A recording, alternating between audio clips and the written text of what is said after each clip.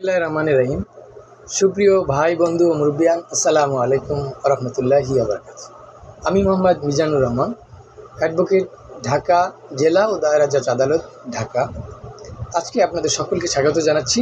আমি আমার Facebook page advocate আইনি পরামর্শ অ্যাডভোকেট মিজানুর রহমান ডিবেটার ও ইউটিউব চ্যানেলে আমরা আজকে প্রথম পর্ব শুরু করছি।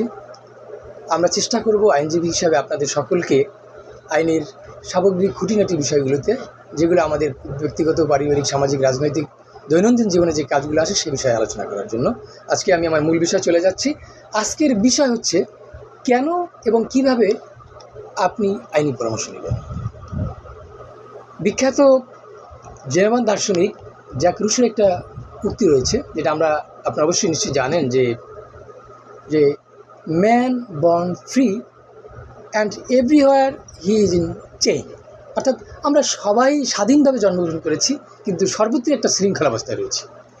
আমাদের এই চলার পথে আমরা বিভিন্ন পরতে আমাদের কিন্তু অনেকগুলো কাজ করতে হয়। বিভিন্ন কাজ করতে গিয়ে আমরা ইচ্ছাকৃত হোক, অনিচ্ছাকৃত হোক, কাকতালীয়ভাবে হোক, অর্থাৎ রাজনৈতিক সামাজিক প্রতিহিংসার কারণে হোক, আমরা বিভিন্ন সময় আইনি সমস্যার ক্ষতিগ্রস্ত হওয়ার আশঙ্কায় থেকেই আমরা আইনজীবীদের কাছে যাই, আইনি পরামর্শ নিই। প্রশ্নটি হচ্ছে যে আপনি কীভাবে এবং কেমনে আপনি আইনি পরামর্শটা নেবেন। একটা গান আছে বাংলার এক সময়, যে জনপ্রিয় গান, যে সাদা কাপড় পরলে যেমন মনটা সাদা হয় না, বা চকচক করলেই সাদা হয় না।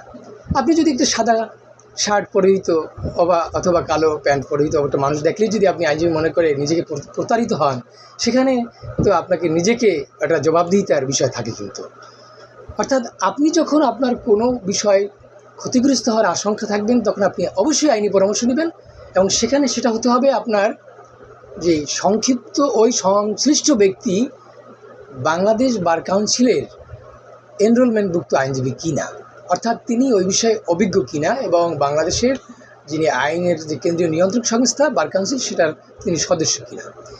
তারপরে আপনার যে বিষয়টা আপনাকে মনে রাখতে হবে, যে আমি তাকে আইনজীবী হিসাবে নিয়োগ দেব, সে তারপরে আমার কতটুকু আত্মবিশ্বাস বা কনফিডেন্স রয়েছে। আপনি যখন এই দুটো বিষয়ের সমন্বয় করতে পারবেন, তখনই আপনি তাকে আইনজীবী হিসাবে বেছে নেবেন। আমাদের আইনের শাসনের বিষয়ে যথেষ্ট কথা রয়েছে। আইন একটা মহাসমুদ্র। আমরা এই সমুদ্রের শুধুমাত্র অনেকে সাঁতার দিচ্ছে, কেউ নুড়ি পাথর কুড়াচ্ছে, আমরা অনেকটা সমুদ্র সৈকত দেখতে যাওয়ার মতো আমাদের অবস্থা এখানে। সেই সবচেয়ে জনপ্রিয় স্লোগান রয়েছে, দুষ্টের দমন, সৃষ্টের পালন।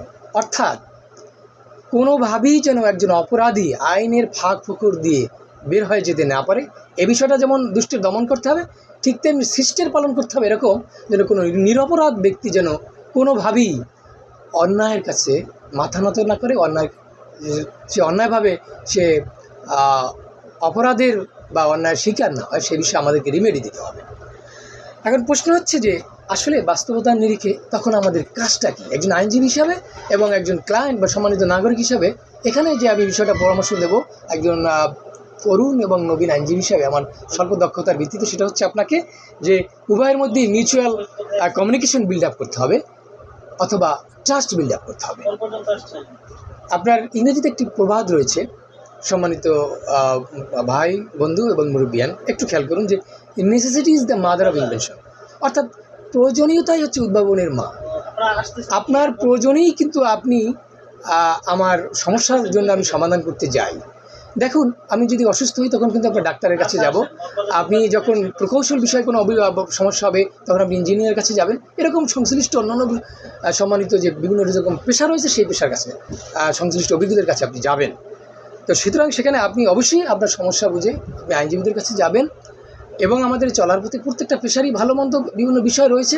আমি সেই নেতিবাচক বিষয়গুলোতে না গিয়ে আপনাদের কাছে অনুরোধ করব যে আপনারা অবশ্যই সেই যিনি অভিজ্ঞ এবং দক্ষ, এ বিষয়ে আপনার কনফিডেন্স বিল্ড আপ করতে পারো, সেই বিষয়ে আপনি তার কাছ থেকে পরামর্শ নেবেন।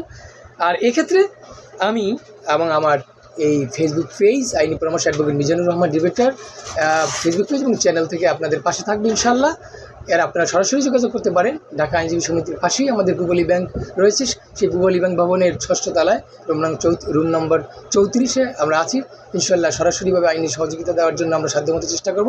এবং এছাড়াও আমাদের ফেসবুক পেজ তো ইউটিউব চ্যানেল তো রয়েছে, এবং আমাদের ফোন ইমেলের মাধ্যমে আপনারা যোগাযোগ করতে পারেন। আগামী দিনে আমরা স্পেসিফিক্যালি আমরা কোন কোন বিষয়গুলোতে আলোচনা করবো সেটা আপনাদেরকে জানিয়ে দেবো, এবং আমরা শুরু করছি মাত্র। আপনাদের সকলের সহযোগিতা পাবো, আবারও আপনাদের সাথে দেখা হবে। সকলের জন্য নিরন্তর শুভকামনা। আসসালামু আলাইকুম রহমতুল্লাহ।